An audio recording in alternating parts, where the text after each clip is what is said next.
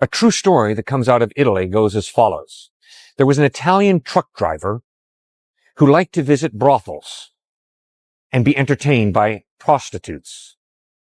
He had a few other truck driver friends who also liked to visit brothels and have sex with prostitutes. One day, another fellow truck driver told this first Italian truck driver, "Hey, I know of a really good brothel, and this is the name of the woman who really turns a good trick." The first truck driver said, "Well, I'm embarrassed to tell you, but that brothel is pretty close to my home." The other truck driver said, "No problem. Just go and visit it, and here's the name of the woman that I want you to get."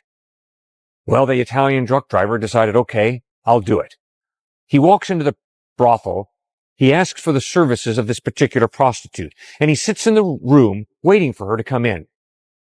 The door opens, and to his shock and amazement, his wife walks in. People had to restrain him because he tried to kill her. Why? Because you and I are incredibly twisted. We're amazingly two-faced. We're incredibly hypocritical.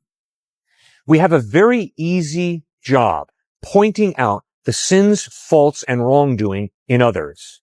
We have an incredibly difficult time turning the bright light of analysis and judgment on ourselves and critiquing ourselves.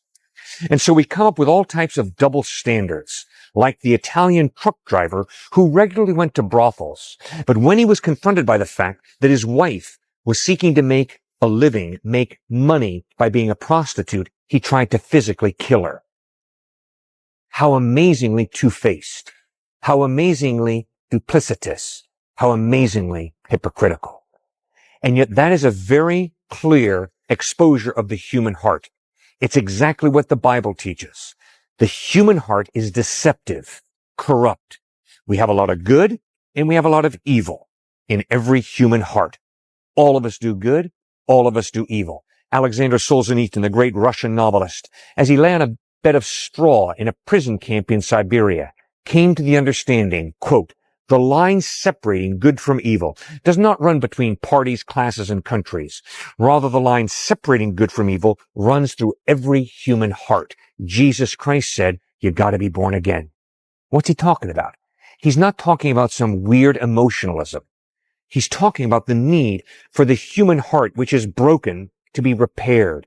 He's talking about the human heart, the human soul that has been divided between right and wrong, good and evil, that is a weird mixture of both being changed on the inside. That is a work of God's Holy Spirit. That is what it means to be born again. It means to be forgiven, and it means to enter the process of allowing God, God's Holy Spirit, to change you. So that instead of falling into evil on such a frequent basis, you begin to change and more frequently begin to do that which is good and true and pure. That's what it means to be born again. And Albert Camus, the atheistic existentialist French author, after talking for several summers with the American minister in Paris, asked this American minister, "What does it mean to be born again?" And the minister said, "It means to be renew and begin a right relationship with God by trusting in Jesus Christ." And Camus said, "I think that's what I want, and I want to be baptized." If an atheistic existentialist philosopher named Albert Camus can get to that point in his life after reading the Gospels and taking a serious look at Jesus Christ, so can you. By God's grace, by the work of God's Holy Spirit in your heart and mind, you can change. But you gotta open up. You got to allow Christ to live within you in the person of His Holy Spirit. It's exactly what I need. It's exactly what you need. It is exactly what America needs. God bless you as you make this most important decision and put your faith and trust in Jesus Christ.